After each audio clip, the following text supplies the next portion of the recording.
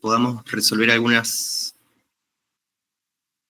actividades de probabilidad, como para ya ir cerrando la etapa de lo que es probabilidad como tal. Y si nos da el tiempo, que pasemos a la unidad siguiente, la unidad 5, que es la unidad de distribuciones de probabilidad, que es donde ya no estudiamos tanto la probabilidad de un evento, sino que, o sí, pero lo definimos de otra forma, porque modelamos ya el fenómeno con alguna distribución de probabilidad, y a partir de ese modelo que nosotros vamos a aprender a reconocer, vamos a usarlo para operar sobre probabilidades. ¿Se acuerdan que habíamos dicho? Les comparto pantalla. Vamos a ver si llegamos a usar R también. A ver dónde está. Acá. No, tucu. Bien. ¿Se acuerdan que habíamos dicho que podíamos obtener probabilidades de 3 formas? Esperen que lo voy a abrir con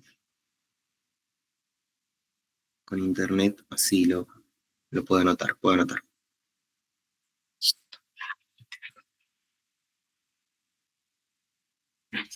Bien. ¿Se acuerdan que habíamos dicho, bueno, la probabilidad es una medida de certeza, una medida de certidumbre? Si está muy cerca de 0, yo asumo que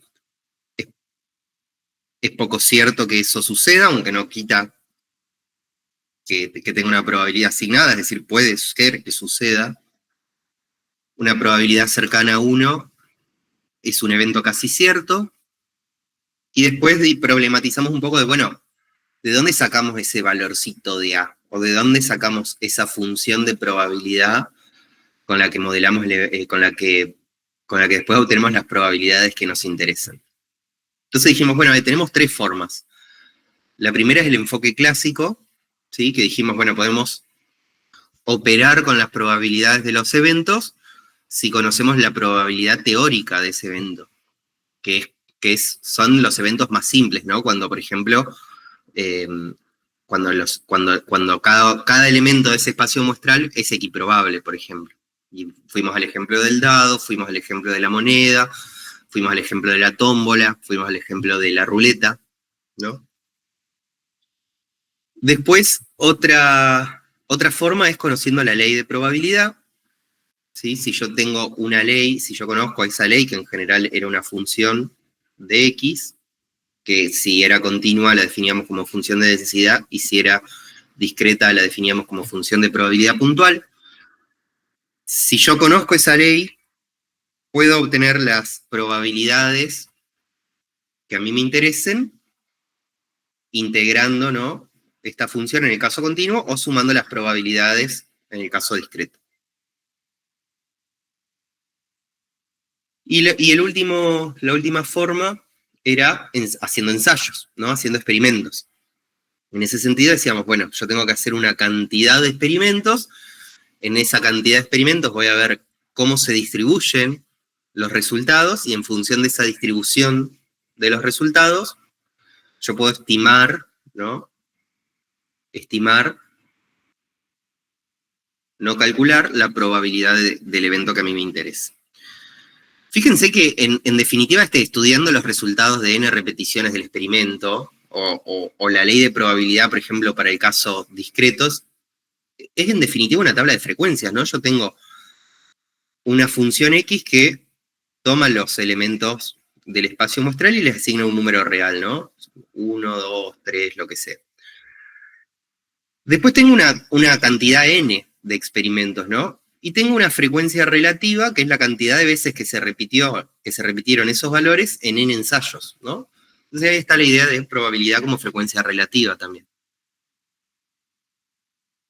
La idea es que hoy cerremos las definiciones o los conceptos más importantes de probabilidad que nos habíamos quedado en la tabla de contingencia, repasamos un poco eso, y después nos pasamos a estudiar algunas leyes de probabilidad conocidas de uso frecuente y que sirven para modelar estos eventos.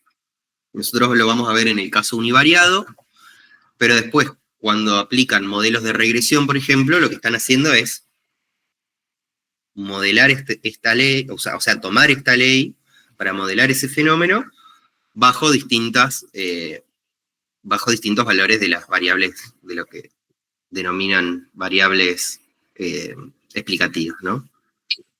Entonces, un modelo de clasificación, por ejemplo,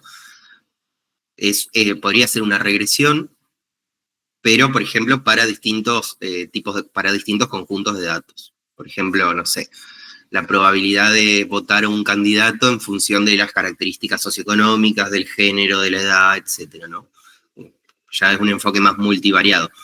Pero nuestra variable I, la que interesa modelar en general, sigue una ley de probabilidad bajo el enfoque más tradicional de la estimación. Después ya con las técnicas de árboles o redes neuronales, ya las funciones de probabilidad no toman la misma relevancia.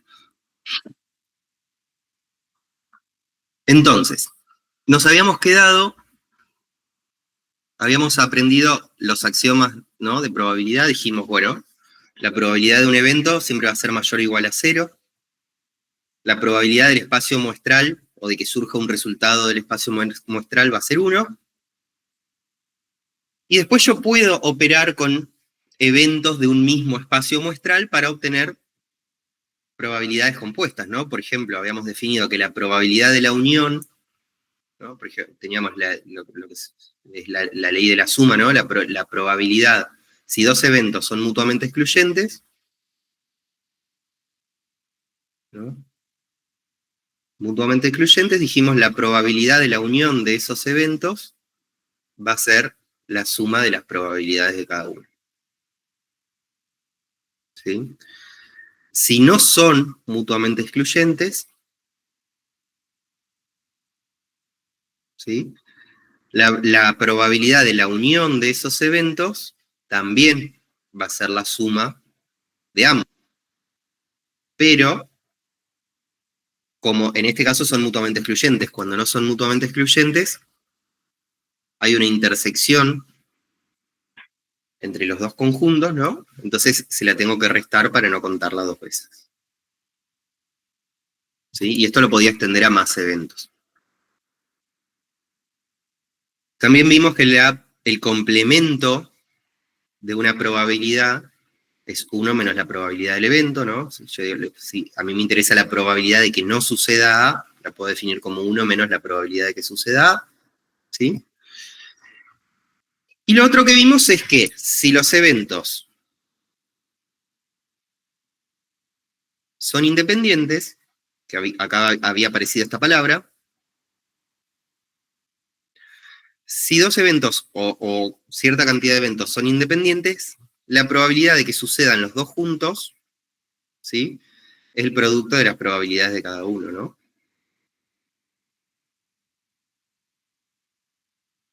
Ahora bien, eso era si los eventos si los eventos son independientes. Si los eventos no son independientes, la probabilidad de que sucedan los 2 juntos iba a ser la probabilidad de que suceda uno por la probabilidad de que suceda el otro,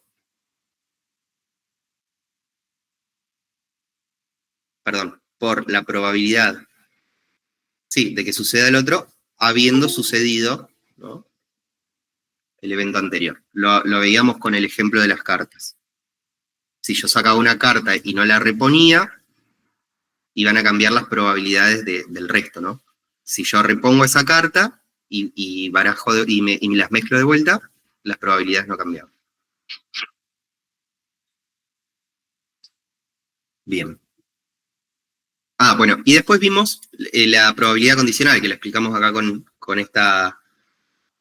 la definición axiomática de probabilidad, con la tabla de contingencia. Dijimos, bueno, puede ser que yo ya tenga información, ¿no? Es decir, que yo ya sepa que sucedió algo que puede condicionar la probabilidad del evento. Entonces dijimos, bueno, la probabilidad de que suceda un evento, dado que ya sabemos que sucedió el otro evento, iba a ser la probabilidad conjunta dividido la probabilidad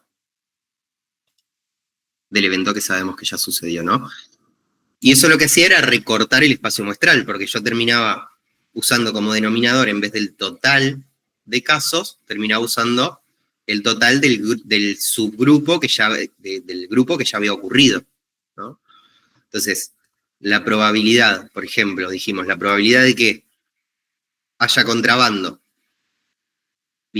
sabiendo que vino del país A, ya no iba a ser 33 sobre 133, iba a ser 33 sobre 93, porque nosotros ya sabemos que proviene del país A. Entonces descartamos los otros, es como que recortamos el espacio muestral, ¿no? La idea de hoy, bueno, de ahí surgía, ¿no? Surgía la idea de que esta prueba, en función de esta igualdad que vimos anteriormente, surgía la idea de, bueno, esto que les comentaba recién, si los eventos son dependientes, la probabilidad de que sucedan ambos al mismo tiempo iba a depender de que haya o no sucedido uno de los eventos. Si les parece, la idea de hoy es ejercitemos un poco esta parte, charlémosla, cerrémosla y ya pasamos a lo que es la siguiente unidad. No vamos a hacer este de los lotes porque ya estaba resuelto, pero si quieren podemos empezar con este que es facilito y después seguimos con otro de tabla de contingencia y ya cerramos la unidad. Tomémonos, no sé, 10 minutos, ¿quieren? Para revisarlo, hacerlo, háganlo en una hoja y después lo resolvemos todos juntos. Pero hagamos el ejercicio a ver qué inquietudes surgen. ¿Les parece? Son y 20, y media quizás corregimos.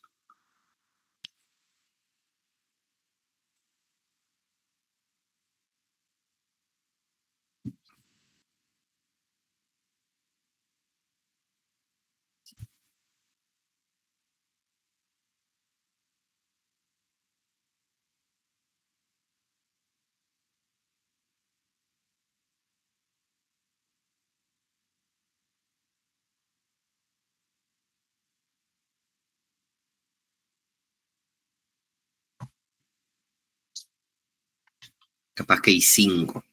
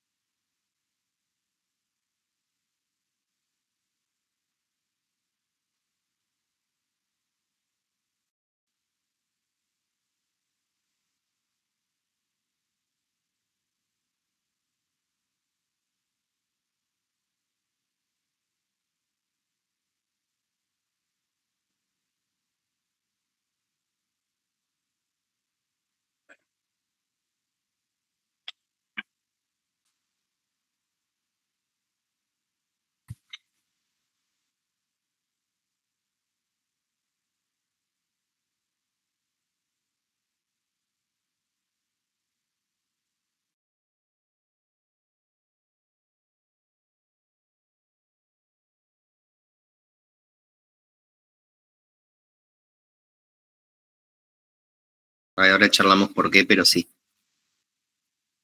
A ver.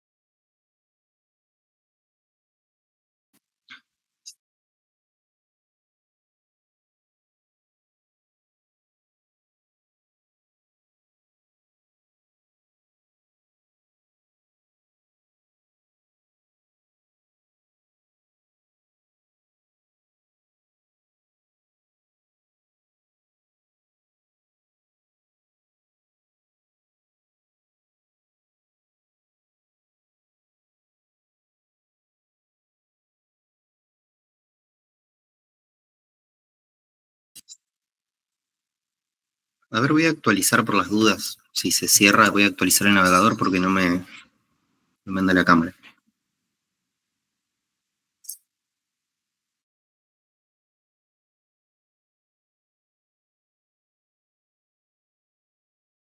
Ahí está.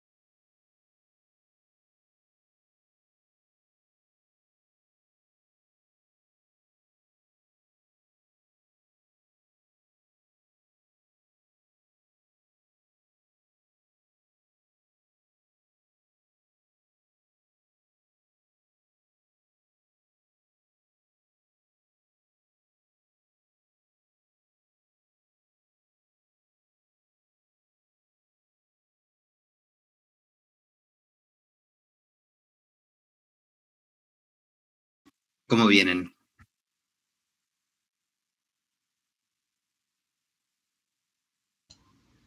Hice 3 cálculos, de ahí a que esté bien es otra cosa. Bueno, está bien. Yo me tomé el atrevimiento, mientras ustedes lo hacían, de poner los presentes y seleccionar 5 al azar, que son 5 consignas, y vamos charlando cada uno. ¿Quién sale? F, ok. Lo corremos. Facundo, Natalia, Caterina, Betsabe y Franco. Vamos con Facundo. ¿Está por ahí? Profe, ya estoy. Muy bien. ¿Cómo resolviste la H? No lo hice, profe, justo estaba. Ah, ok. Bueno, ¿alguien resolvió la A?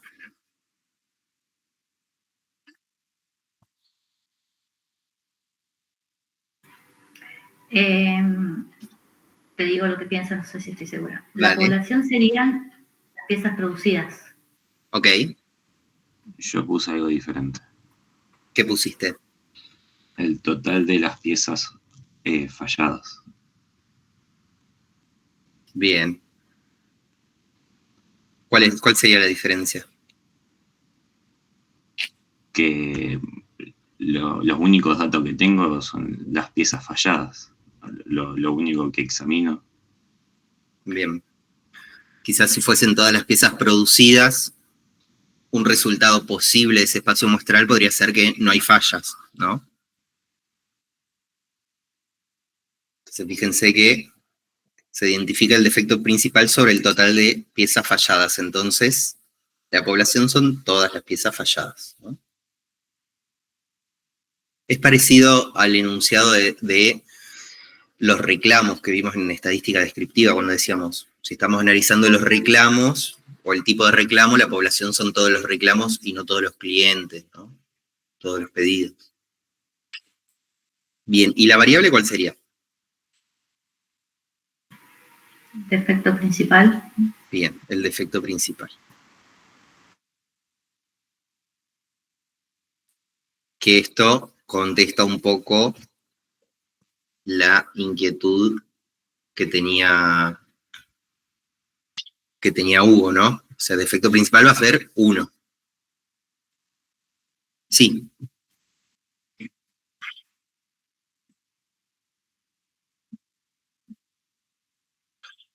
Porque si fuesen las piezas producidas, un resultado posible podría ser que no tienen defectos. Claro. Claro, porque es sobre el total de piezas falladas.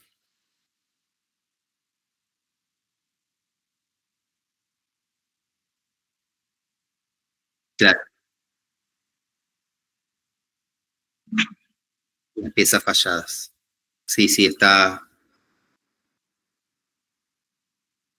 Y la variable de el tipo de defecto principal, que eso también es importante, porque como decían hoy, puede ser que una tenga más de un defecto, pero se ve que hay una forma de asignarle el principal que puede ser por costo, por algún orden de prioridad. Claro, claro. Puede ser que haya alguna que tenga manchas y grietas y se considera como principal la grieta por alguna razón. ¿Sí? Y en ese sentido, ¿qué sería esta variable? ¿Cualitativa, no, cuantitativa, nominal, ordinal, de escala, de razón, discreta, continua?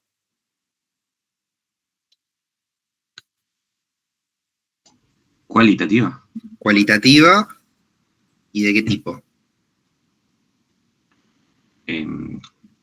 ¿Cuáles eran los tipos? Ya me olvidé. Eran... Sí, lo importante es si hay o no un orden asignable en el enunciado, digamos.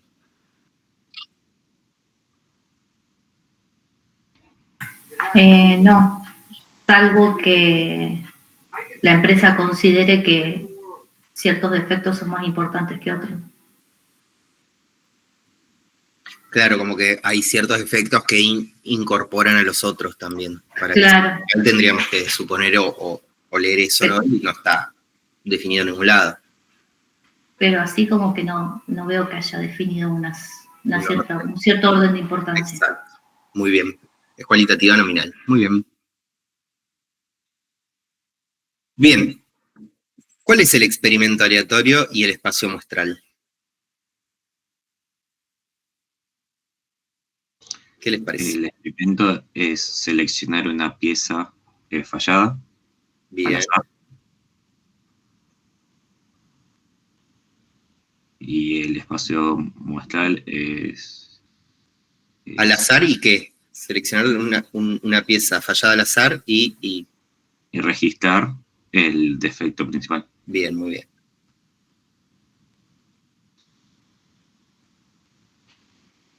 Y el S sería si es abolladura, poros, imperfección, grietas, si pertenece. Bien. Y manchas. Si fuese, ¿no? Seleccionar cualquier pieza producida y registrar el defecto principal, un evento posible de este espacio muestral sería que no haya defecto, ¿no? Claro. Y si no observaríamos el defecto principal, tendríamos un espacio muestral enorme, porque podría ser que tenga... Sí, las combinaciones de todas. Con todas, claro. Abolladuras, poros, imperfecciones, grietas y manchas, o abolladuras y poros, o abolladuras e imperfecciones, o abolladura, poro e imperfección, y así para todos, ¿no? Claro. Bien, muy bien. Vamos con las probabilidades. ¿Alguna duda, alguna inquietud hasta acá? Vamos con las probabilidades, si no. Cuando nosotros decimos, calculamos la probabilidad de que el defecto, ¿no? O sea, cuando lo pensamos en términos de probabilidad, estamos diciendo, bueno, me vendo los ojos, agarro una pieza al azar, tallada, ¿Y con qué me espero encontrar? ¿Con qué me voy a esperar encontrar? ¿Cuál es la probabilidad de que sea un poro? La cantidad de piezas con poros, o sea, 207 207. dividido el total de piezas. ¿Qué cuánto es? 1236. Bien, 1236. Muy bien. La probabilidad de que no sea una grieta, ¿cómo la calcularon? 1 menos la probabilidad de que sea una grieta. O sea, Bien. 1 menos 339. Exacto. 236. Muy bien. ¿Alguien lo calculó distinto? Yo había sumado todos, pero claro, También. sí, hay que hacer uno menos por la definición. Es otra opción, les va a dar lo mismo. Por definición lo pueden hacer más rápido así, pero les debería dar lo mismo. Bien. ¿Y la probabilidad de que sea una grieta o una imperfección? Es la suma de las dos probabilidades, ¿no? Exacto. ¿Y algo más?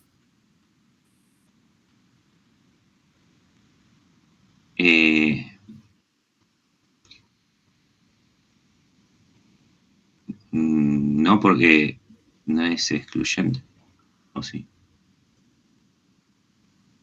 No sé, díganme ustedes. Claro, yo pensé que es la suma de las dos porque te dice O, pero no sé, como que una o la otra. Va por lo que dice Hugo un poco. Porque no son mutuamente excluyentes. O sea, la variable es o sea, son eventos mutuamente excluyentes, ¿no? Claro, son.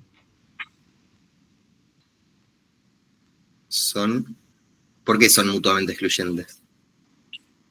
Porque si En caso pasa de una, no pasa la otra. O sea, no puedes tener dos defectos principales. Exacto, tal cual. Ahí está. Si no estuviéramos tomando los defectos principales, bueno, ahí cambiaría un poco Ahí sería la otra fórmula. la cuestión, claro.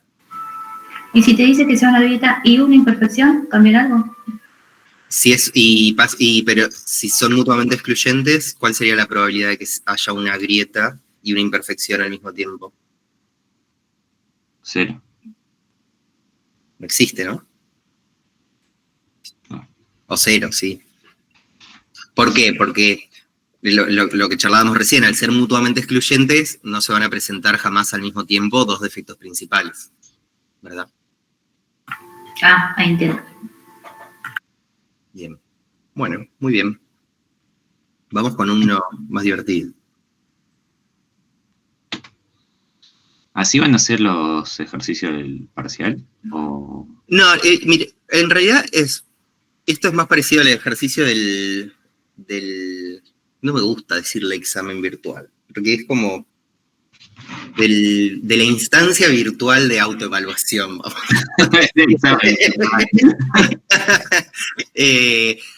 En la instancia virtual de autoevaluación, sí va a haber algunos ejercicios para operar con probabilidad, más de este tipo de tabla de contingencia, pero en el integrador ponemos más énfasis en inferencia, en distribuciones de probabilidad, que es el tema que vamos a ver ahora en un ratito. No gastamos balas en este tipo de ejercicios. Sí lo tomamos o lo evaluamos en esta instancia virtual, porque nos da a nosotros también una pauta de cómo se llevan ustedes con este tema y si es necesario reforzarlo o no, y también para que ustedes puedan decir, che, acá me fue un poco más flojo, refuerzo esto en el estudio, digamos. Pero en el integrador le vamos a poner más énfasis a las distribuciones y a la inferencia. Y a la estadística descriptiva, que lo crean o no, es uno de los errores más frecuentes.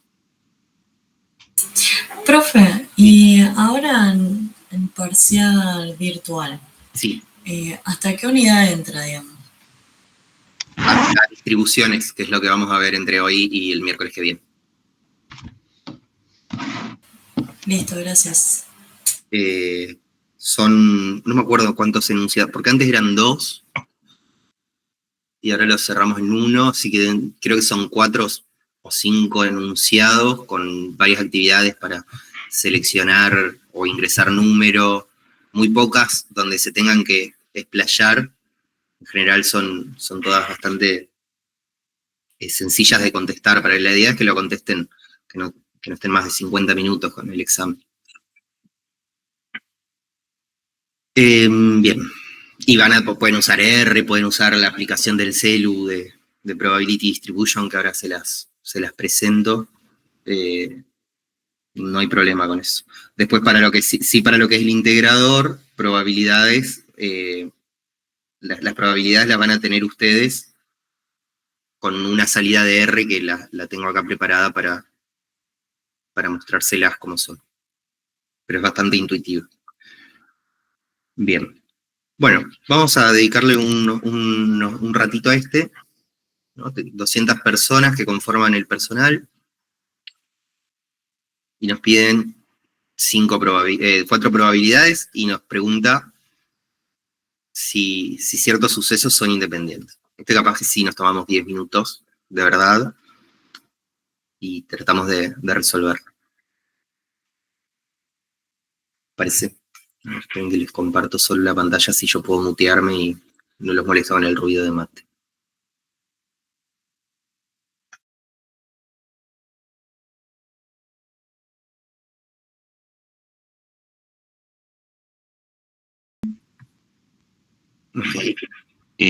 Si lo pienso, no son independientes porque uno tiene que cumplir. Ah, no, dice... Pensé que decía que C y M eran independientes. Sí. No spoilees la respuesta. Ah, ok. El resto como viene.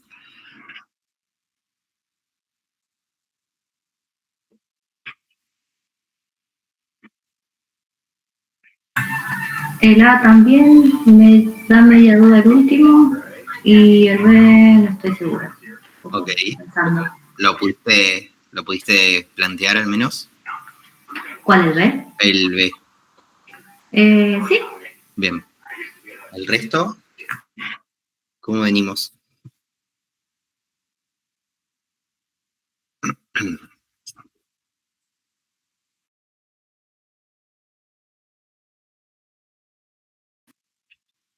Bueno, voy a asumir que todos lo pudieron hacer.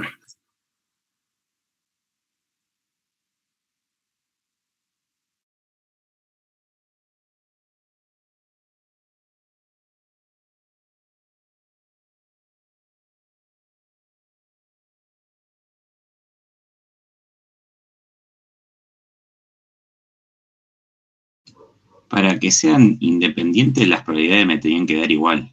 Vos habías explicado algo así la clase pasada, ¿verdad? Teníamos que tener la misma probabilidad. Sí, o sea, se me ocurren 2 formas de resolverlo acá. Puede ser podés probar probabilidades condicionales o podés probar si se cumple una igualdad. A ver, está acá.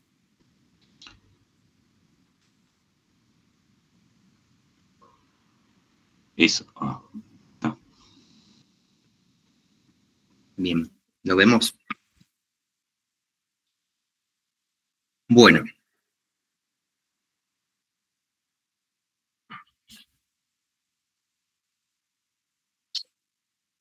Entonces, tenemos 200 personas, se elige una al azar, y queremos saber qué tan probable es que esa persona que elegimos al azar, fíjense que es un ensayo, qué tan probable es que esa persona que elegimos al azar sea menor de 40 años. Entonces, planteamos la probabilidad de M y cómo haríamos el cálculo. Yo le puse C, pero... ¿0? C. Ah. Ahí porque tienen... Ah, perdón, yo leí mal. Es C, tenés razón. Perdón. Me confunde que esté menor el lado derecho de la tabla. La probabilidad de C, ¿cuál es?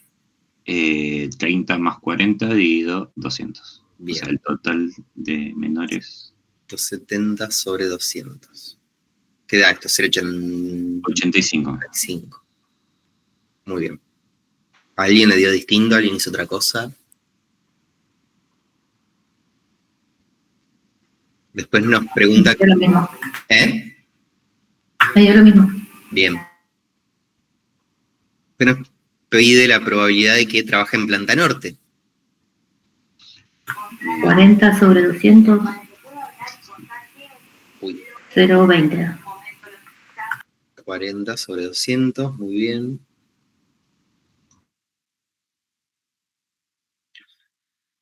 Después a alguien le dio lo mismo, si nos seguimos. Después nos pide la probabilidad de que sea menor de 40 años y trabaje al mismo tiempo en Planta Norte. ¿Cómo lo planteamos a eso? La probabilidad de que sea menor de 40 años y, ¿no es cierto?, intersección, trabaje en Planta Norte. ¿Cómo hicieron el cálculo?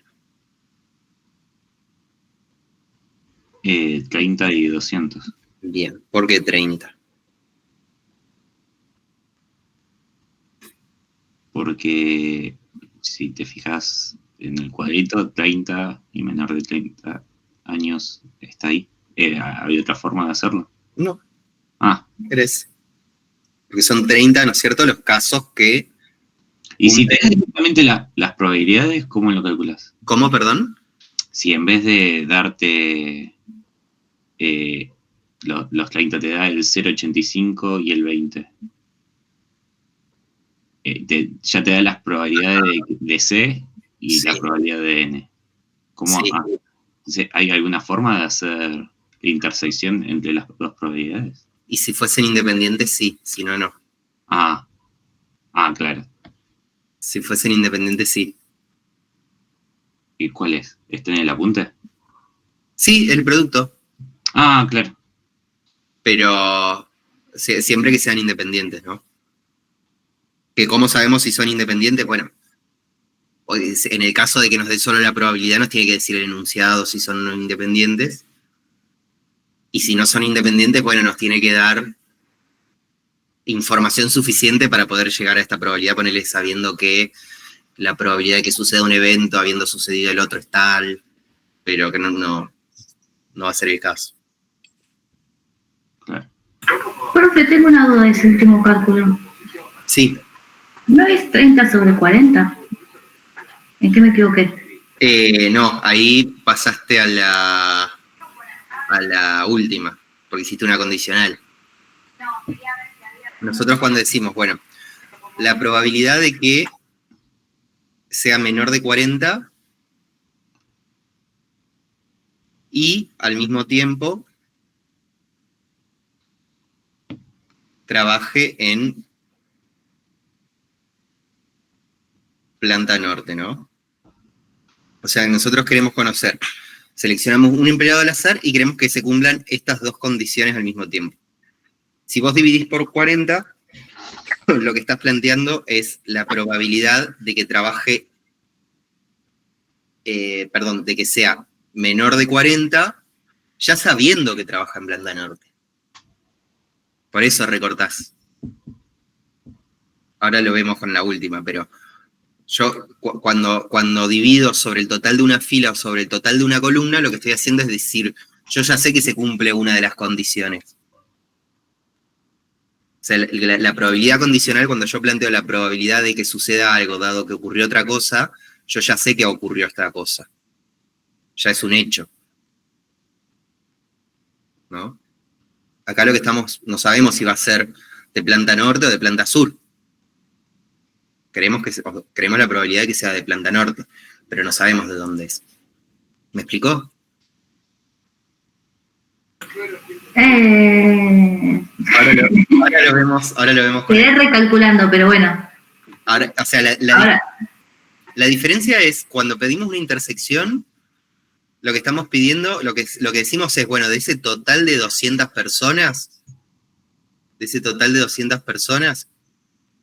queremos la probabilidad, queremos saber la probabilidad de que se cumplan ambas condiciones al momento de hacer esa observación. O sea, yo no sé si es de Planta Norte o de Planta Sur antes de seleccionar al empleado. Y quiero saber la probabilidad de que sea de planta norte y además sea menor de 40. Lo que yo sé es que hay 30 casos que cumplen ambos requisitos en un universo de 200, ¿no? Sí, ahí me di cuenta de la diferencia.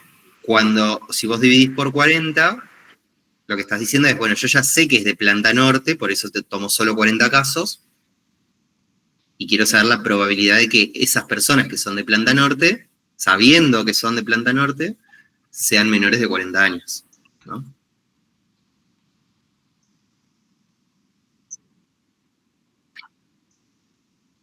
Y El I, claro.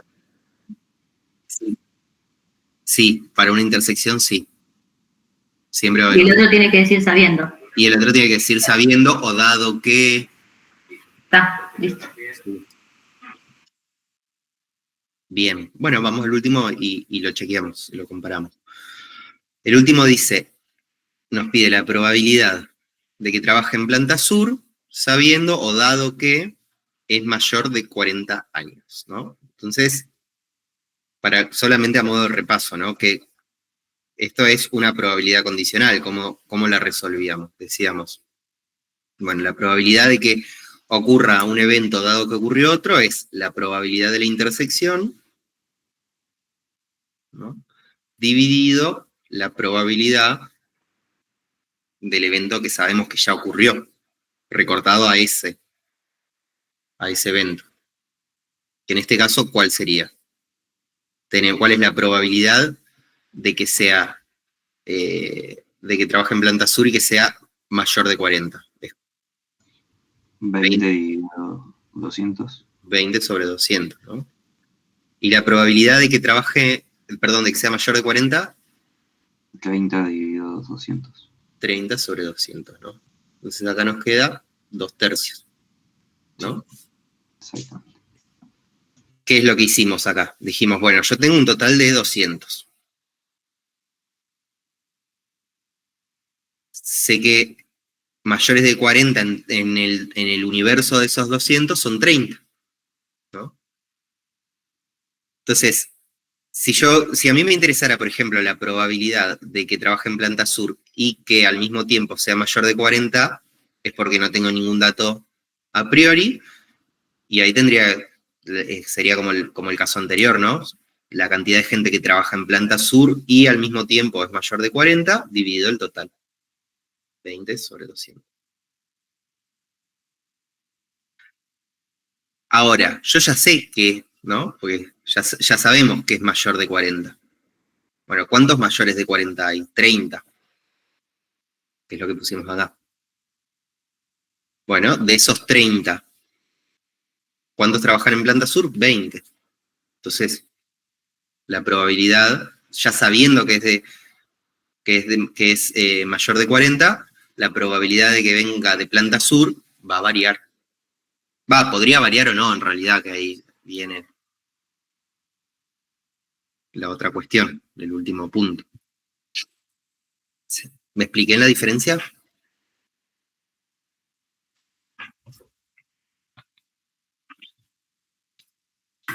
Sí, creo que sí.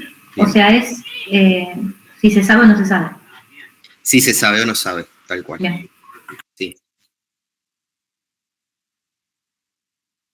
Bien. Y en la última pregunta, si los sucesos, si trabajar, ser menor de 40 y trabajar en planta norte es un evento independiente o si alguna puede condicionar la otra. ¿Qué les parece? ¿Qué pusieron?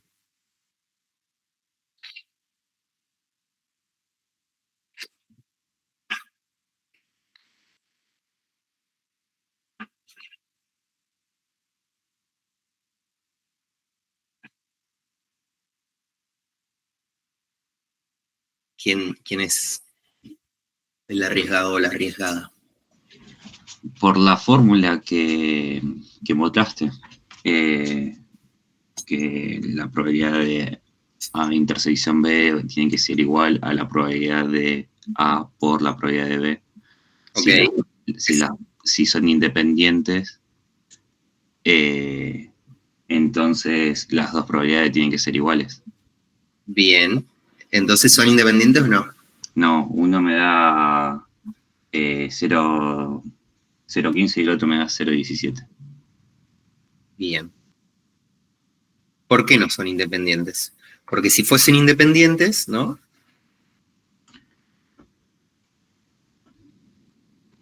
Lo que dice Hugo es que se tiene que cumplir que la probabilidad, el producto de las probabilidades de ambos eventos, ¿no?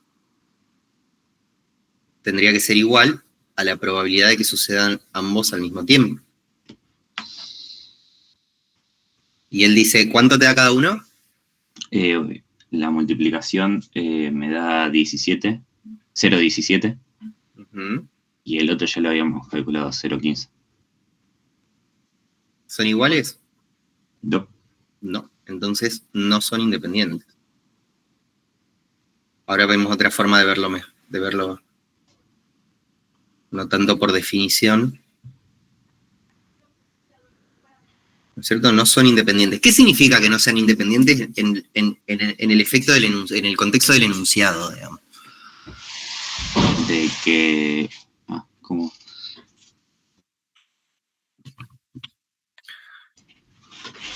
Sin ser demasiado técnicos, ¿eh? ¿Qué significaría que no sean independientes en este contexto? Que lo que pase en C es diferente de lo que pase en N. O sea que la probabilidad de que sea menor o de 40 años no tiene nada que ver con que trabaje en planta sur. Eso sería que fuesen independientes, ¿no? Si no tiene nada que ver. Claro. Bien. Porque había preguntado. Que no sean independientes. Claro, ¿qué significa que no sean independientes? Que dependen. O sea que un menor tiene más probabilidades de trabajar en planta sur. Claro, que depende de la planta que investiguemos, las edades que vamos a encontrar van a variar, ¿no? Sí. Bien. O que las distribuciones de edades, pero eso ya nos vamos a una cuestión más técnica, las distribuciones de las edades en las plantas son distintas. Bien, lo podemos ver así también. Era un poco más largo el procedimiento, pero lo podemos ver así también. Y eso me doy cuenta por el cálculo de las probabilidades. Nos damos cuenta, claro, porque Justamente hay una política de la empresa que manda... Claro. Por eso no son independientes. Puede ser por eso, puede ser porque una planta tiene más rotación. Claro. Tal Pero cual. acá sí o sí me doy cuenta solamente por el cálculo de probabilidades. Acá nos damos cuenta por el cálculo de probabilidades, sí. Que acá ustedes dirán, che, bueno, pero esto lo veo con porcentajes, pero después le damos cierto lugar a la inferencia a esto, porque si esto fuese una muestra,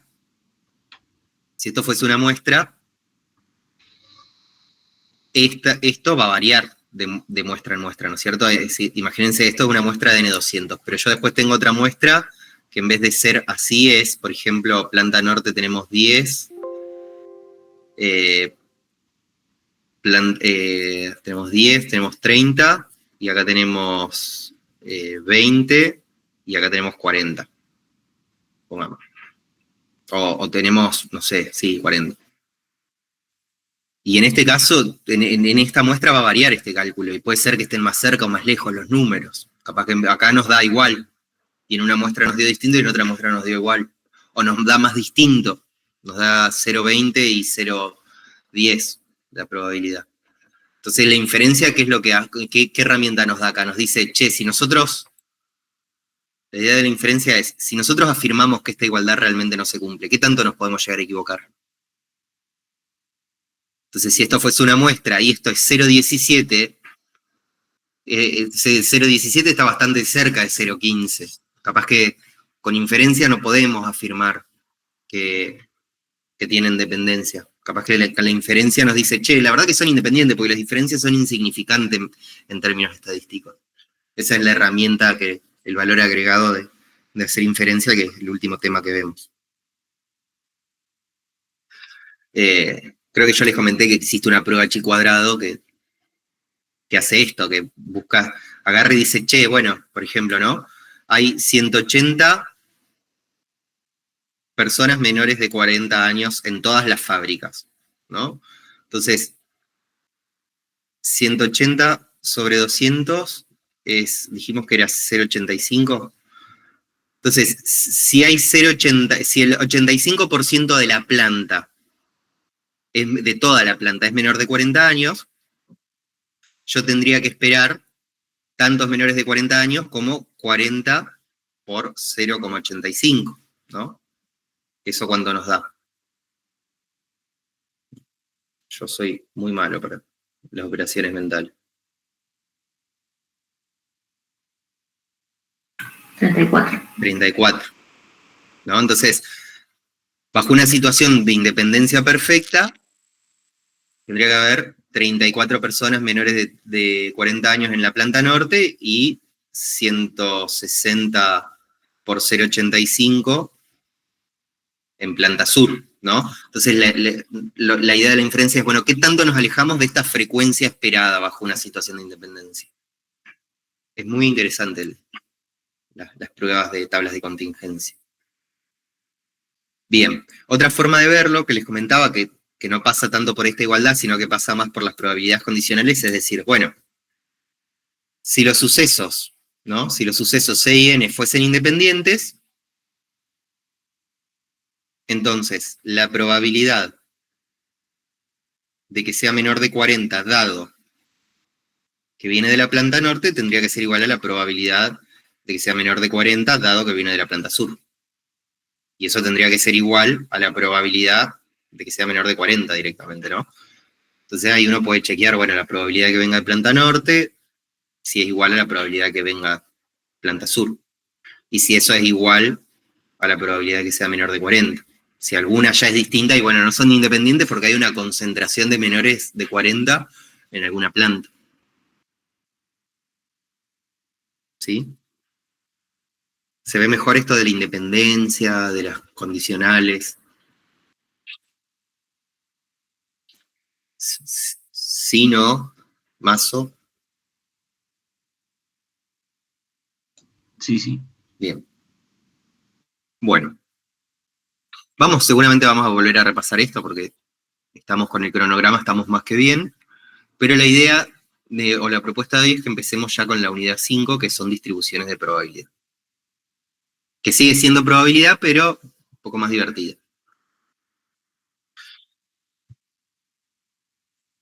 ¿Se acuerdan que nosotros dijimos, bueno, una variable aleatoria es una función que toma los eventos de un espacio muestral, los define en R, y después le asigna una función de probabilidad, ¿sí? Y a la vez esa función de probabilidad tiene siempre una función de probabilidad acumulada, ¿no? Esta era la probabilidad, por ejemplo, de que X esté en un intervalo, X1, X2. Esto era siempre la probabilidad de que X sea menor o igual a un determinado valor. Y también dijimos, esas funciones de probabilidad, no hablamos de los parámetros, pero sí dijimos las funciones de probabilidad, sí hablamos de los parámetros, tienen, ¿no es cierto?, una esperanza matemática y un desvío matemático asociados, ¿no es cierto?, que dijimos, la esperanza de X es como el promedio en la población y el desvío de X es como el desvío que veíamos de una muestra, pero también en términos de la población.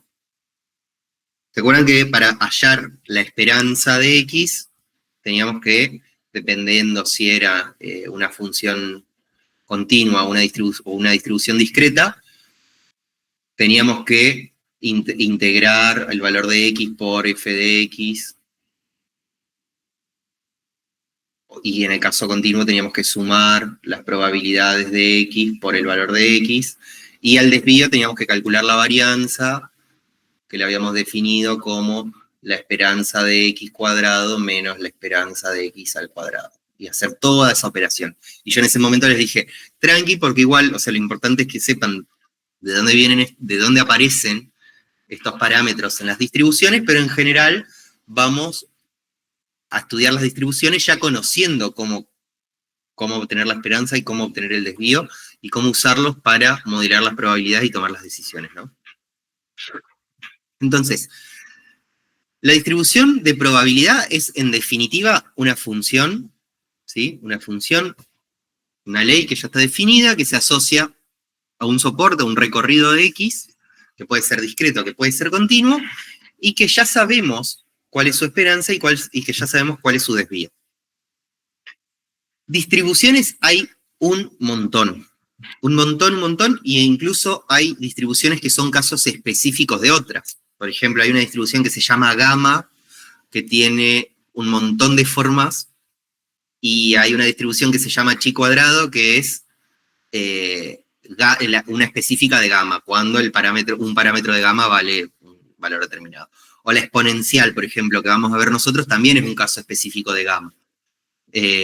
Hay otras que se usan mucho en ingeniería, por ejemplo, la Weibull, que es una distribución que se usa para supervivencia, para la probabilidad de que dure un producto un cierto tiempo, que es un caso específico de la gamma también, y por ende es familia de la exponencial, y así cada distribución va a modelar un evento puntual, y la podemos usar para modelar varios eventos, ¿no? Entonces, muchas afirmaciones que vamos a hacer ahora es, por ejemplo, este proceso o este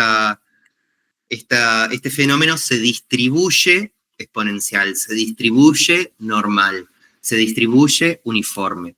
¿Cómo lo vamos a denotar? Nosotros sabemos que X es una variable, ¿no? Por ejemplo, continua, que se mide en una unidad de medida, ¿sí?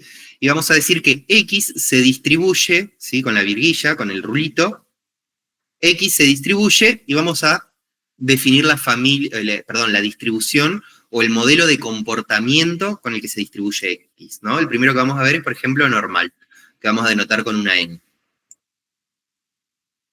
Y cada distribución que nosotros veamos va a tener asociado uno o más parámetros. En el caso de la normal, sus parámetros van a ser la media, que vamos a denotar con mu, y el desvío, ¿sí? Que vamos a denotar por sigma. ¿Sí? Entonces, vamos a decir que X es una variable continua que se distribuye normal con un determinado promedio y un determinado desvío. La lógica que vamos a tener en el curso es la siguiente. Nosotros ahora siempre vamos a asumir que esa distribución ya es conocida, que sabemos que el fenómeno se distribuye de esa forma, y que usamos esa información para modelar una probabilidad que nos interese. Pero asumimos con total certeza que ese modelo se comporta de esa forma. En la práctica es un poco más difícil, porque si no conocemos el fenómeno, lo primero que hay que hacer es reconocer cómo se distribuye ese fenómeno, y ya encontrar el modelo de distribución es un desafío aparte, que digo, no es imposible y no tiene una dificultad adicional respecto a la inferencia que vamos a hacer al final del curso. Pero en la práctica uno en general no conoce la distribución de un fenómeno, y si la conoce también es una distribución estimada. Por ejemplo, tengo una fábrica que produce varillas de acero. Si el control de calidad me da siempre igual, y bueno, yo asumo que esa máquina produce con tal distribución, entonces el modelo de comportamiento va a converger a esa distribución que va a ser real entre comillas, porque nunca vamos a saber si las próximas varillas que hagamos se van a seguir comportando igual, porque en el medio pueden pasar mil cosas. Pero cuando conocemos el modelo de comportamiento, ya directamente usamos ese modelo de comportamiento para obtener las probabilidades que necesitamos, ¿no? Entonces, ¿cuál es la idea ahora? Siempre que tengamos una variable X, vamos a asumir, o el enunciado nos va a indicar, que tiene una determinada distribución. ¿Sí? Como les decía hoy, distribuciones hay un montón, nosotros vamos a ver 4. Vamos a ver la normal, ¿sí? Que es continua, la exponencial, ¿sí? Que son 2 continuas.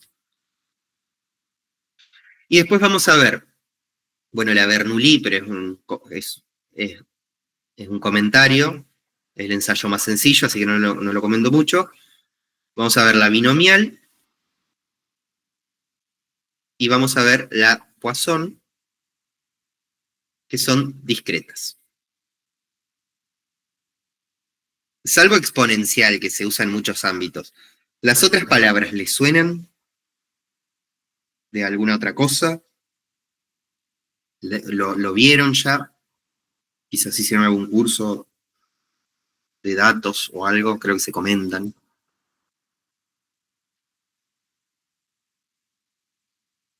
¿Algún chiste sobre distribución normal? Hay muchos. ¿No? Bueno, entonces lo aprendemos acá. La campana de Gauss no era una distribución.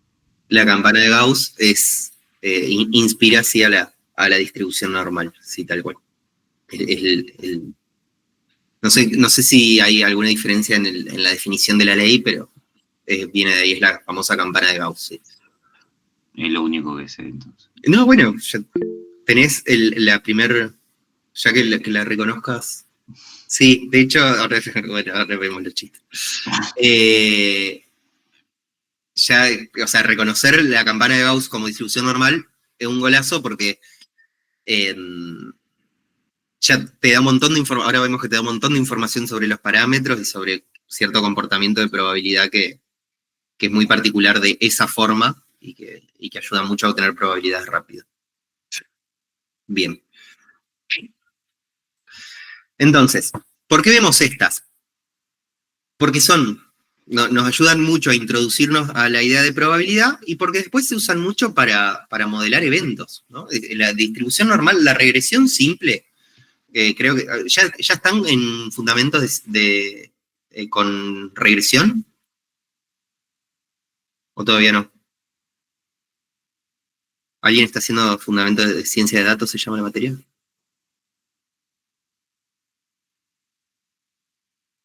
¿O no llegaron a ver regresión todavía? Es raro el segundo cuatrimestre en general, entonces no. Si no, bueno, cuando vean regresión, seguramente una de las cosas que les van a comentar es que la distribución de la variable sobre la que quieren regresar, que quieren predecir o estimar, o cuyo valor quiere estimar, tiene que tener distribución normal. Que en la realidad, salvo que trabajemos con magnitudes físicas, y hasta ahí, pocas cosas tienen distribución normal. Hay algunas técnicas para encontrar cierta normalidad, pero los fenómenos en muchos contextos no tienen distribución normal.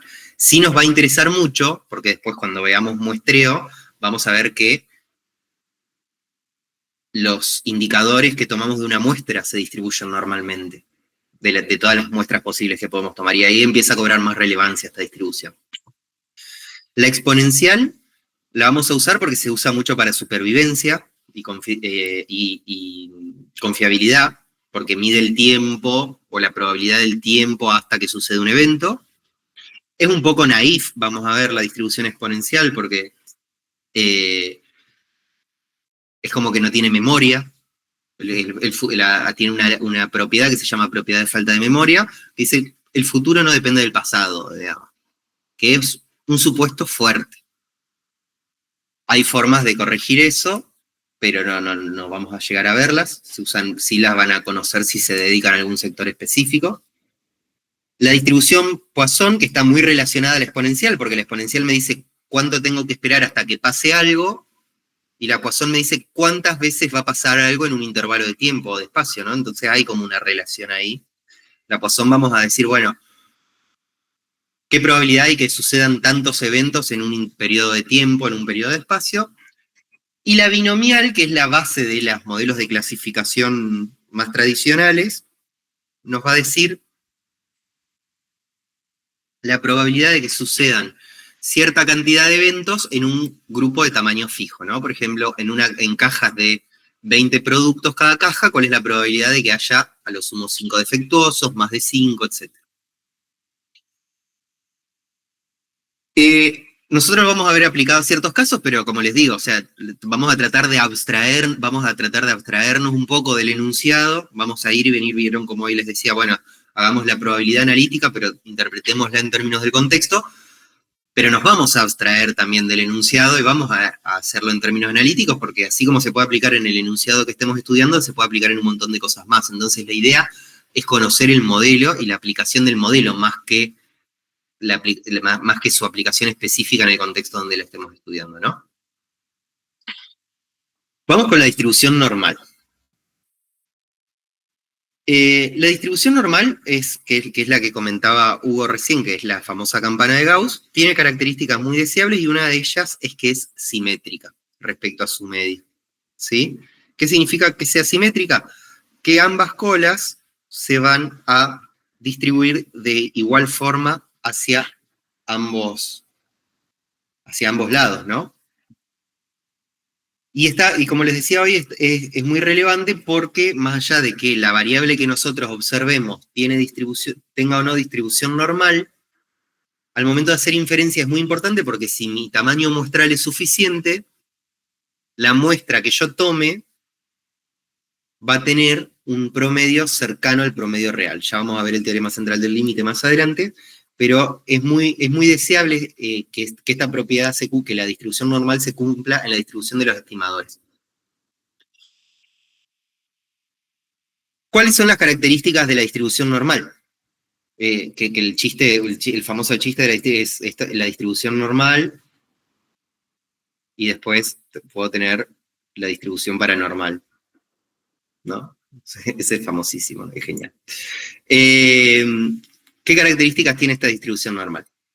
Si nosotros decimos que I se distribuye normal, vamos a tener que indicarle dos parámetros. Uno va a ser mu y otro va a ser sigma. ¿Sí? Mu va a ser el promedio, sigma va a ser el desvío, y siempre la esperanza de esa variable I, esto no se cumple en todas las distribuciones, si se cumple en la normal, la esperanza de esa variable va a ser el mismo promedio que usamos como parámetro de la distribución. Y el desvío de I va a ser el mismo desvío que usamos como parámetro en la distribución. Es decir, es fácil la esperanza y el desvío en esta distribución. Esto no se cumple siempre en todas las distribuciones, ¿no? ¿Qué características tiene esta distribución? Primero, tiene forma de campana.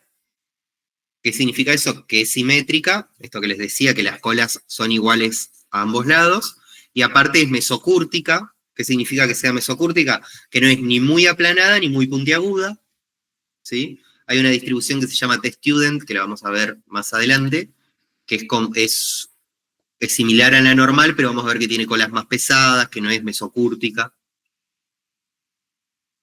Otra característica interesante es que es simétrica respecto a su media, ¿sí? Es decir, el promedio va a estar en el centro, y si el promedio está en el centro, que bueno, está un poco más, está en el tercer ítem un poco bueno, no, en el tercero no, pero si es simétrica respecto a su media, ya podemos identificar cuál es la probabilidad de que si X se distribuye normal con parámetros muy sigma, ¿cuál es la probabilidad de que X sea menor a mu?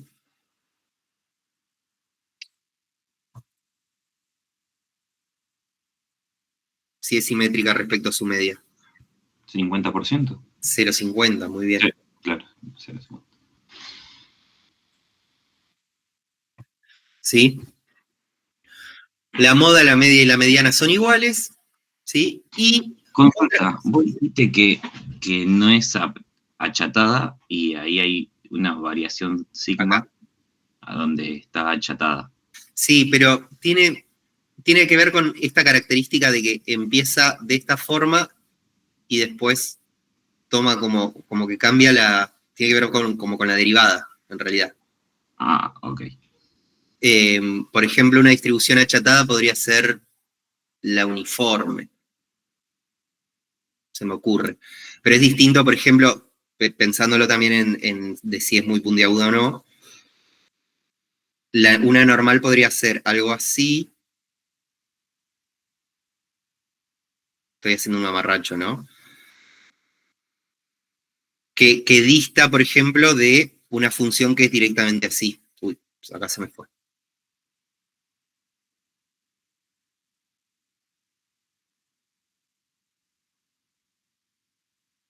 Que es la Webull, por ejemplo. Tiene que ver más con la suavidad con la que se acumula la probabilidad. No basta con que mu esté en el medio, que todos los demás valores se cumplan, sino... Tiene que ser simétrica. O sea, tiene que ver con, la kurtosis tiene que ver más con cómo se van acumulando las probabilidades entre los cuartiles. Ok, tiene más que ver. A si es simétrica o no. Porque hay una distribución, que yo no me acuerdo si no es la Weibull, hay otra, que incluso no tiene promedio de lo rara que es. Que parece una normal, pero a simple vista no te das cuenta. Haces una prueba y listo. Ok. Y otra característica es que de las distribuciones normales siempre hay una variable asociada que se llama normal z estándar. ¿Esa la vieron? ¿O hablaron de transformaciones, por ejemplo? Es una transformación muy usada. Introducción a la inteligencia artificial, vimos Estandarización. Creo que la función Z para la activación de la neurona, puede ser. No sé, lo vi hace rato. Yo sí, pero la activación de la neurona es como una transformación después de que ingresan las variables, ¿no? Sí. Corríjanme porque yo de redes neuronales toco de oído. Pero entiendo que vos haces el preprocesamiento de las variables. Sí, es después. Van a una capa y después van a la capa, se aplica la función de activación. Sí. Bien. Nada que ver a esto. No, sí, podría ser. Yo la verdad es que no me acuerdo de las formas de activación ni cómo se complementan en la matemática de la red neuronal. Pero sí es verdad, por ejemplo, que las redes neuronales, como otros modelos, exigen que las variables estén estandarizadas, sobre todo por las diferencias de magnitud. Es decir, si vos tenés que mezclar, por ejemplo, millones de pesos con cantidad de hijos, con las diferencias de magnitud te obligan a centrarla en cero. A ambas. Claro. Puede tener que ver con eso, quizás. Pero no sé si es concretamente alguna función de activación. Quizás sí. En este caso nosotros lo pensamos de esta forma. Si nosotros sabemos que X se distribuye normal con un mu y un sigma, esa variable X va a tener asociada una variable Z que se va a distribuir normal con mu 0 y sigma 1. Entonces, ¿se acuerdan de transformaciones lineales? Fíjense que lo que estamos haciendo acá es, para cada valor de X posible, para cada valor de esa variable posible, le resto los promedios. ¿Qué pasaba si yo sumaba o restaba una constante a una variable? ¿Qué pasaba con la distribución?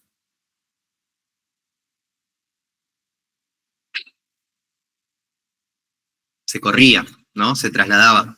Entonces lo que hace esta normal estándar es trasladar este X, que puede tener soporte en cualquier valor de la variable, capaz que la variable X es salario y toma valores entre 500.000 y 15 millones de pesos, y si yo la estandarizo, va a tomar valores, ¿no?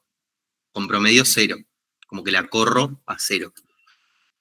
Y va a tener desvío 1, ¿no? Entonces, siempre esa variable Z va a compartir las propiedades de probabilidad de X, pero ya no va a estar en la unidad de medida de X, va a estar en unidades de medida de desvíos, en cantidades de desvíos, ¿sí? Ahora les cuento para qué se usaba esto y en qué nos podía ayudar.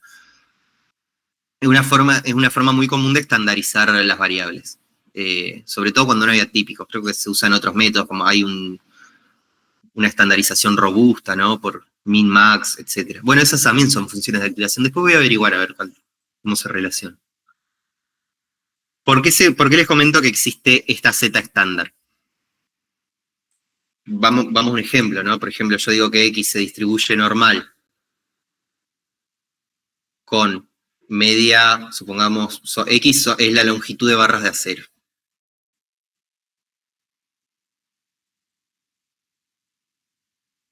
En milímetros. X se distribuye normal con media 250 milímetros y desvío, no sé, 0,50, ¿no? Entonces, ¿por qué servía esta distribución Z? Porque si yo quería encontrar la probabilidad, por ejemplo, de que X, que es mi variable, esté entre 249 y 251 milímetros, y X se distribuye normal, lo que yo tenía que hacer era integrar entre 249 y 251 la función de probabilidad de X, ¿no? Que es esta.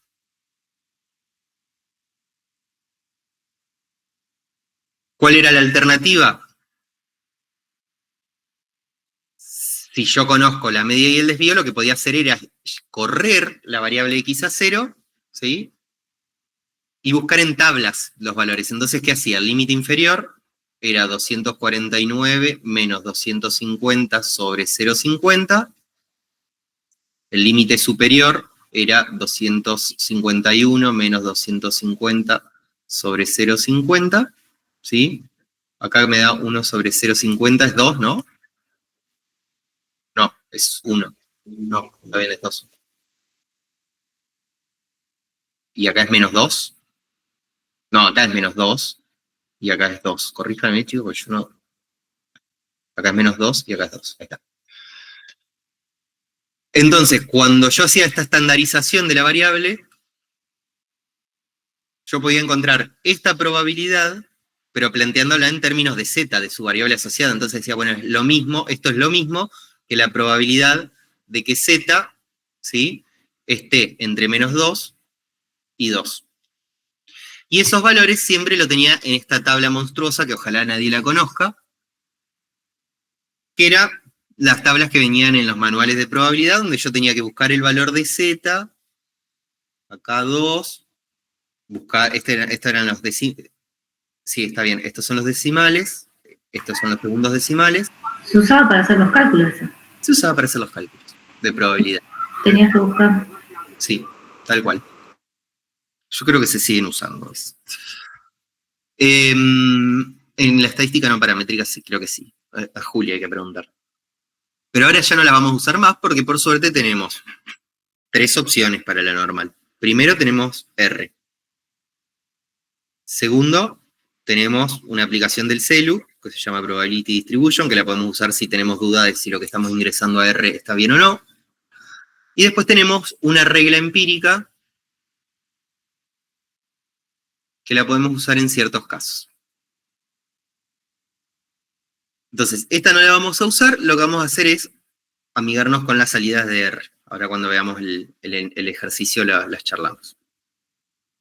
Si no tengo estas alternativas y soy medio pillo, puedo usar la regla empírica y con eso estimo las probabilidades y listo. ¿De qué se trata la regla empírica? Nosotros a esto lo enseñábamos en estadística descriptiva en la unidad 2, pero después dijimos, ¿para qué? Si los chicos tienen los datos en la unidad 2. ¿Sí? La regla empírica sirve para estimar una proporción de casos que estén entre el promedio y cierta cantidad de desvíos. ¿Sí? ¿Qué es lo que me dice la regla empírica? Me dice que la probabilidad de que I se encuentre en el promedio más o menos un intervalo, más o menos un desvío, ¿sí? En nuestro caso, por ejemplo, la probabilidad era 0,50, ¿no? X se distribuía normal con mu 250 milímetros y 0,50 el desvío. Entonces, ¿qué nos dice esta regla empírica?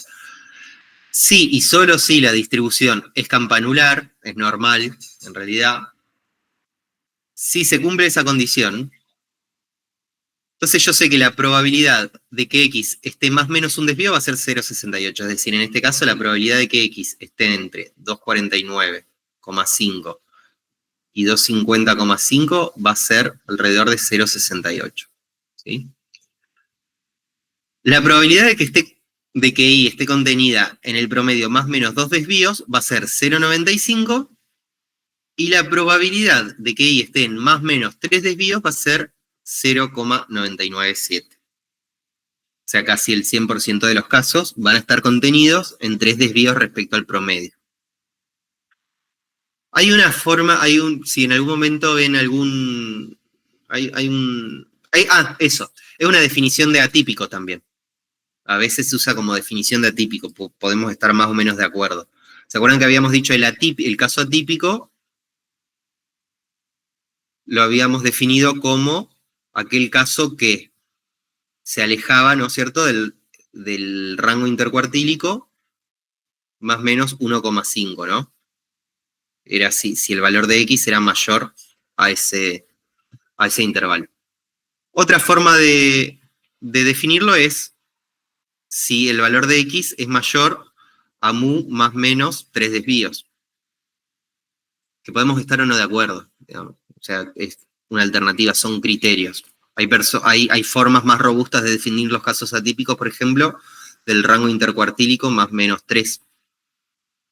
Son convenciones, no hay una ley.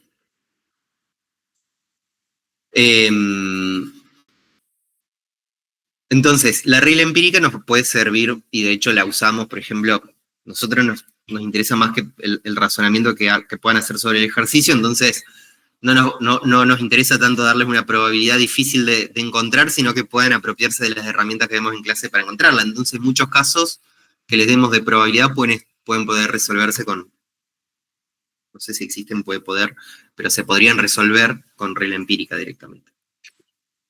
Siempre y cuando la distribución sea normal.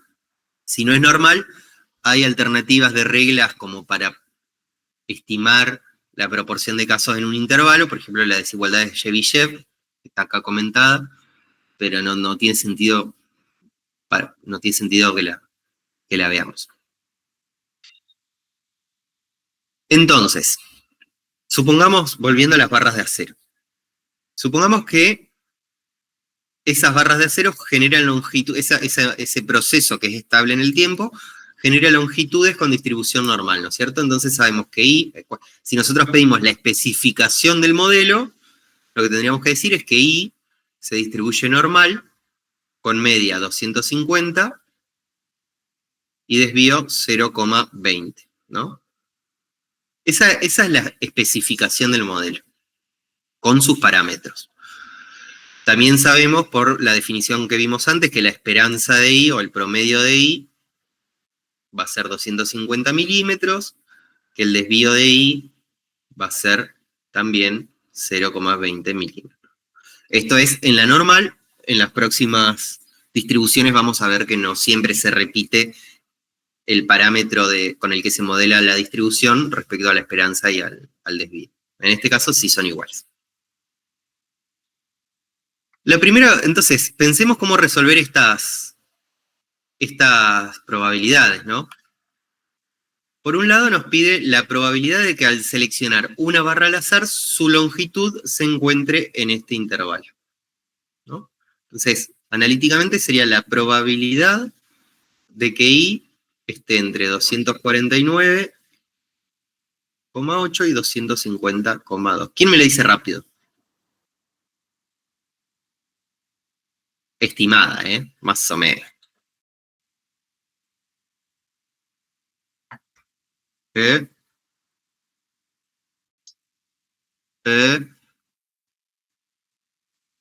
¿Cuánto es?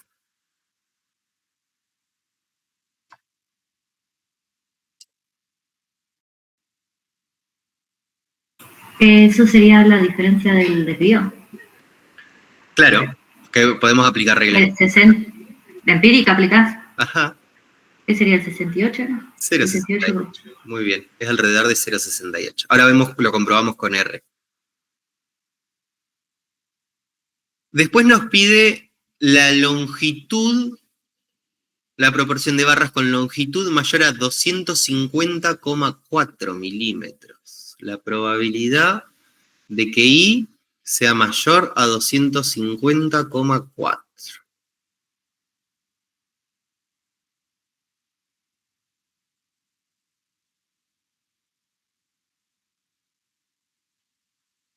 ¿Qué les parece?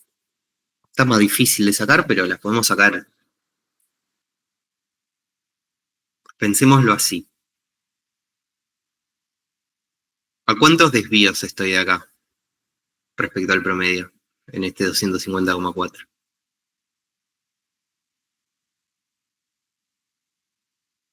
Nosotros definimos esta probabilidad, ¿no es cierto?, en términos de desvíos, Este sería el 250 milímetros. Supongamos que esta está estandarizada, la distribución azul.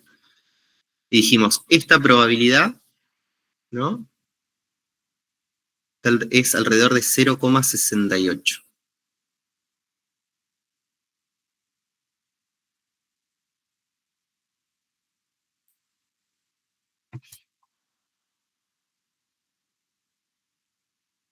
¿Cómo obtendríamos esto?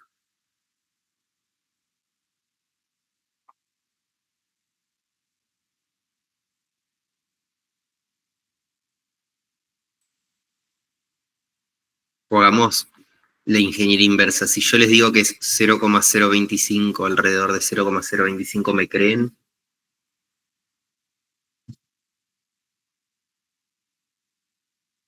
Me puedo estar equivocando igual, pero creo que sí.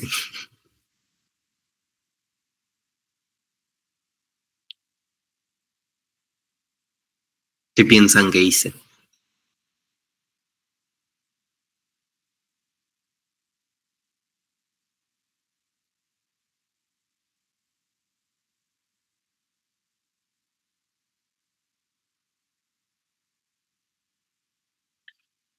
Lo que yo estoy planteando acá... Sí, perdón, dale. ¿La resta de 1 o no? No. Tiene un poco que ver con... Sí, va por ahí. Yo estoy planteando, ¿no?, la probabilidad de que I sea mayor a mu más 2 desvíos. Hasta ahí estamos de acuerdo. Entonces, yo por regla empírica sé que la probabilidad de que I esté contenida en mu más menos 2 desvíos, ¿no?, es esto, toda este área, yo sé que es 0,95.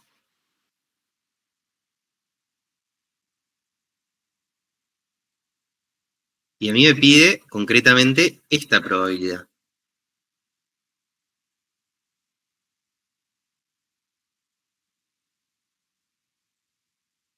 Yo sé que 1 cubre el área de toda la curva, ¿no?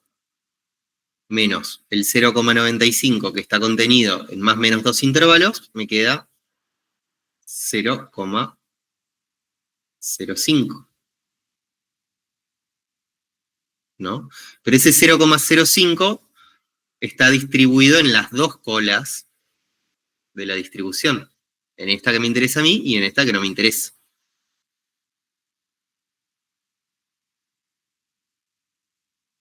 Y también sé que la distribución normal es simétrica. Entonces, ese 0,05 está distribuido de la misma forma en ambas colas, ¿no? Entonces, 0,05 sobre 2 es la proporción que queda fuera de ese intervalo de interés en ambas en cada cola. Y yo me quedo con la que me interesa. ¿Se ve mejor?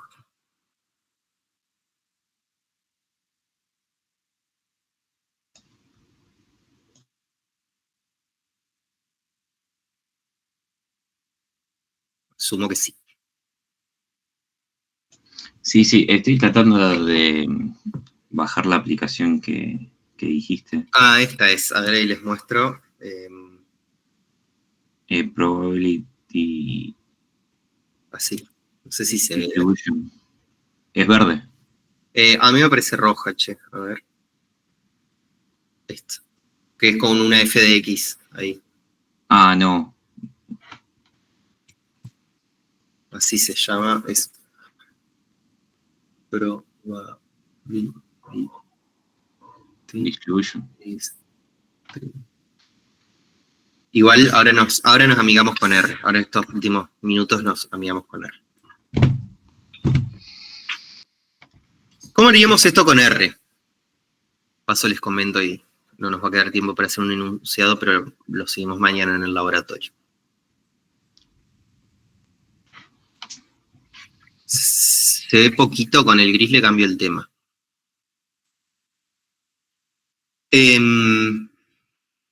Siempre para las distribuciones de probabilidad vamos a usar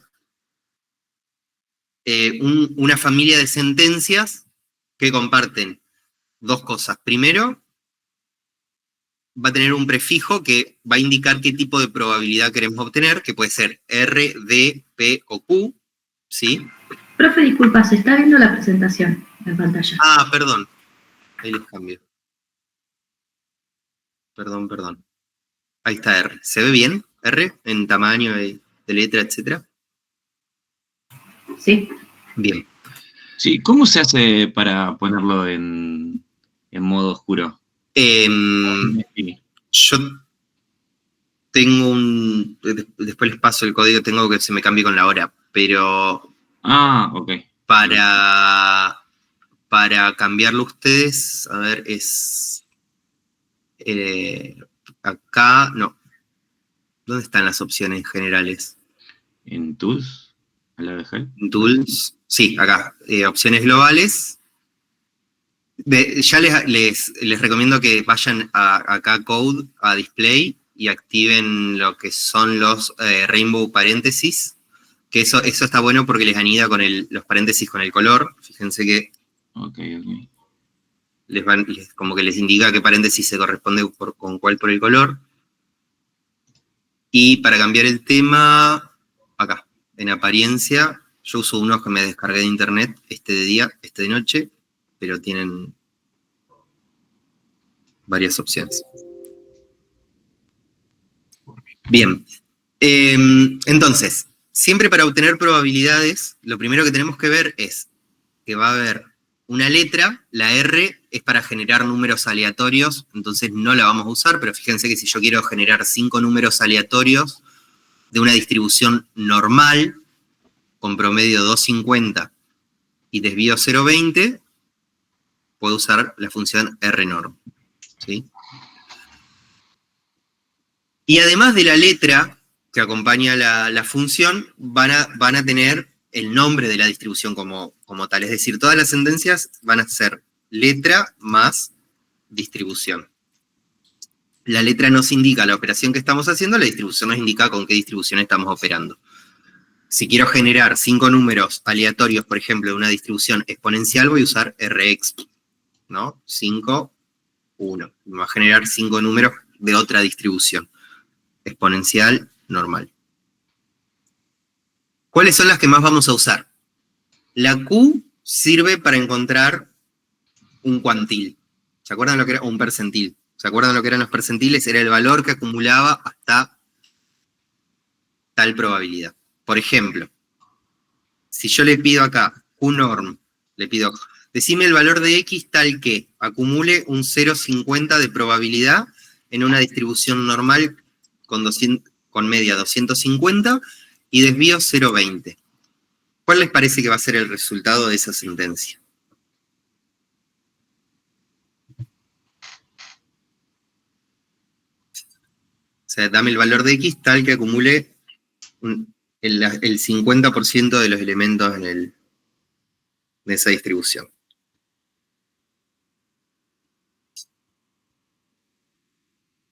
La mitad de 250. 250. ¿Se acuerdan que la media y la mediana coincidían Claro, sí. en la distribución normal? Bien. Esa la vamos a usar a veces, y las otras dos que vamos a usar con mucha más frecuencia van a ser las que empiezan con P y las que empiezan con D. ¿Sí? Las que empiezan con P nos indican la probabilidad puntual perdón, acá sería de una distribución, una variable. Lo cambio ahora si se le subo el código si les sirve. Siempre cuando nosotros exigimos, por ejemplo, una probabilidad puntual, la vamos a pedir empezando con P. Y cuando queremos la probabilidad acumulada de una variable, vamos a usar la D. ¿Sí? Acá hago una aclaración. Cuando nosotros pedimos la probabilidad puntual, acá le puse ojo con las continuas. ¿Cuál es la probabilidad puntual de una distribución continua? En una distribución continua.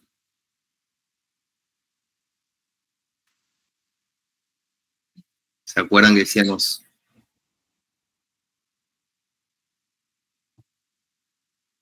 Si yo les pido que piensen un número real entre 0 y 1. ¿Qué chances tengo de acertarle exactamente el número que pensaron?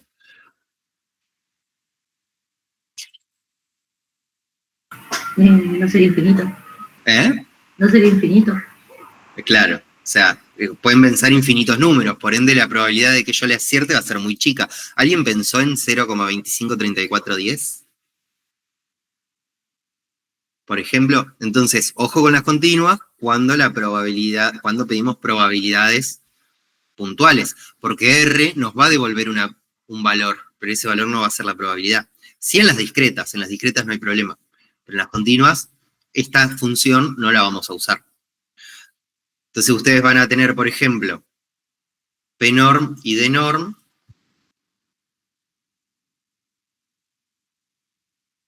Ah, está al revés puesto arriba.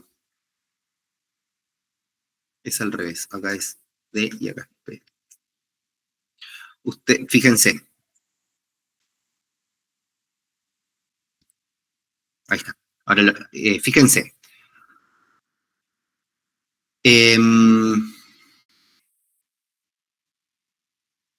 ¿Cuál es la probabilidad de que una barra de acero tenga longitud menor a 250,2 milímetros? ¿No?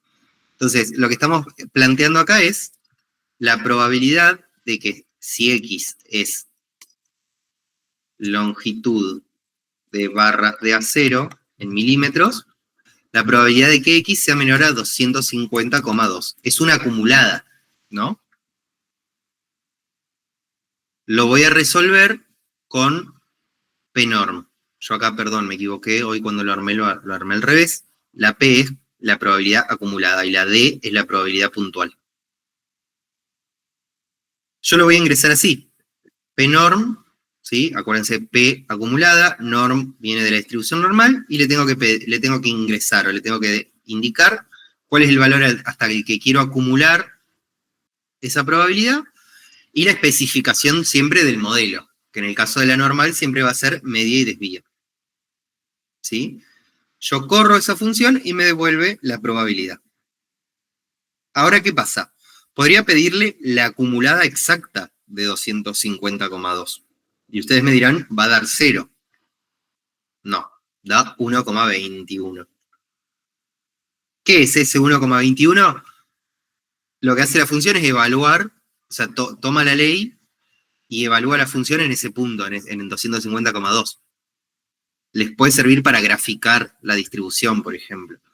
Pero primero no es un valor de probabilidad, y segundo no es un valor, aunque fuese un valor entre 0 y 1, no tendría sentido en el contexto que lo estamos planteando, ¿no? Entonces ese es como un, cuidado con evaluar valores puntuales en distribuciones continuas, porque van a tener un resultado, por más de que ese resultado no tenga sentido. Cuando nosotros queremos una antiacumulada, por ejemplo, en este caso, donde queremos que la probabilidad sea mayor, tenemos dos opciones, ¿no? Una, es decir, acá queremos la probabilidad de que X sea mayor a 250,2. Tenemos dos opciones. La primera es por condición de cierre, 1 menos la probabilidad de que sea menor, ¿no? Y la otra opción es decirle no uses la cola inferior, ¿sí? Es decir, definimos lower tail, false. ¿Qué le estamos diciendo acá? Pedime la antiacumulada. Creo que lo anoté más arriba. Acá. Cuando se usa el argumento lower tail, false, lo que estamos pidiendo es la antiacumulada. Es decir, cuando en este esquema, cuando decimos, bueno, P-norm hasta, supongamos, -1, lo que estamos diciendo es dame la probabilidad hasta -1. ¿Sí? Si le decimos lower tail false, lo que estamos diciendo es dame la antiacumulada hasta -1. Le estamos pidiendo esta parte. ¿Sí?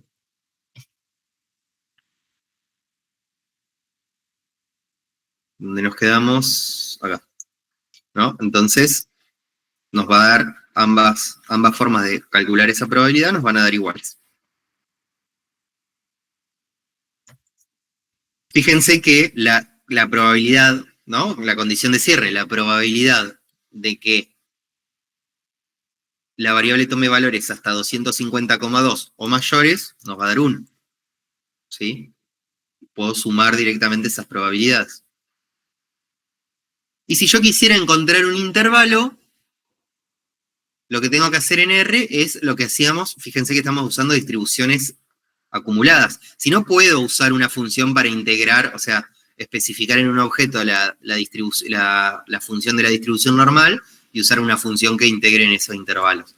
Pero es más sencillo, menos rebuscado, hacerlo así, ¿no es cierto? Hago diferencias de acumuladas. ¿Qué es lo que estoy haciendo con R acá? Supongamos que quiero la probabilidad en este intervalo. ¿Sí? ¿Qué es lo que hago en R? Busco la probabilidad hasta 1. Chanchada. Busco... está raro esto.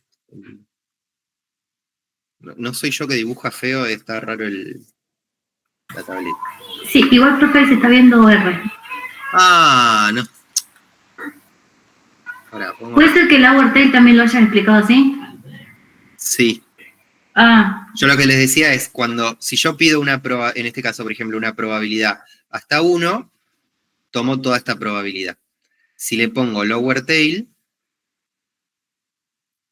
si le digo, che, la cola izquierda no, la cola izquierda no, lo que estoy haciendo es pidiendo esta probabilidad, la antiacumulada. Ahí se vio mejor. Sí, ahí sí, yo creí que vos mostrabas los números, entonces como no terminaba de comprenderlo. No, está bien, es porque no tenía convertido solo R. Y lo que les estaba diciendo recién es, supongamos que quiero este intervalo de probabilidad, tengo dos opciones en R. O defino en un objeto esta función,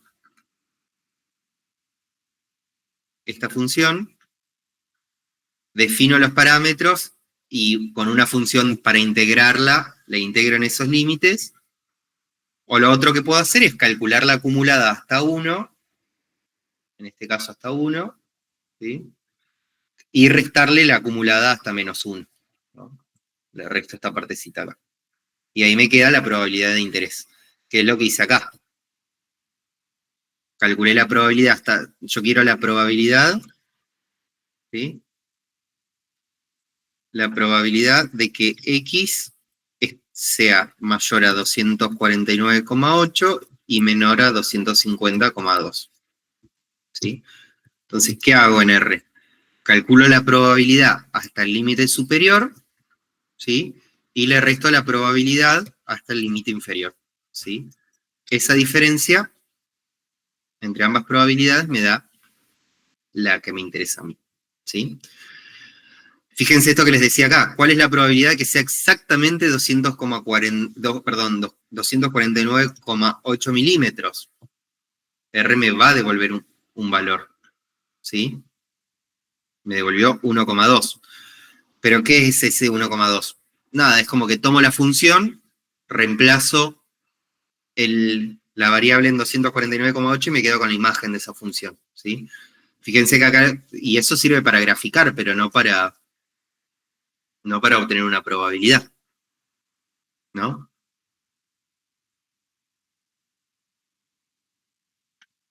Bien. Bueno, estamos en hora, pero... Bueno, mañana seguimos, pero se entendió un poco la idea. Fíjense que en la exponencial hacemos lo mismo. Vamos a trabajar con P, con D, con Q, ¿sí? La idea de mañana... letras. ¿Eh? Sí, las letras. Si cambia la letra y cambia el nombre de la... No, pero digo, son siempre esas letras. Sí, son siempre esas letras. Y las que más vamos a usar van a ser la P y la D. Y en el caso de las continuas, más que nada las P, porque son acumuladas, no tiene mucho sentido la D. En las discretas sí le vamos a prestar más atención a esto. Porque el valor de la probabilidad de un valor específico nos puede cambiar todo. Pero acá pura P y a lo sumo alguna Q. Para encontrar un cuantil. Bueno, gente, la idea mañana es que puedan presentar al azar algunos trabajos y charlarlos, no es la idea que lo tomen como una instancia de evaluación, sino como también una devolución de lo que estuvieron haciendo. La evaluación como tal la hacemos sobre la segunda parte del trabajo, que es cuando hacen inferencia, y ya con lo que a nosotros nos interesa es que puedan capitalizar las devoluciones que les hicimos, digamos. Y bueno, y el resto de la clase podemos practicar esta distribución. El miércoles que viene cerramos esta unidad, y creo que nos queda uno para hacer repaso antes del virtual. No tengo en la cabeza bien las fechas.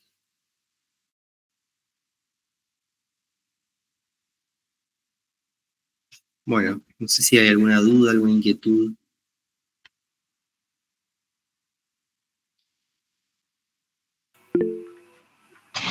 No, después subí el script de... Sí.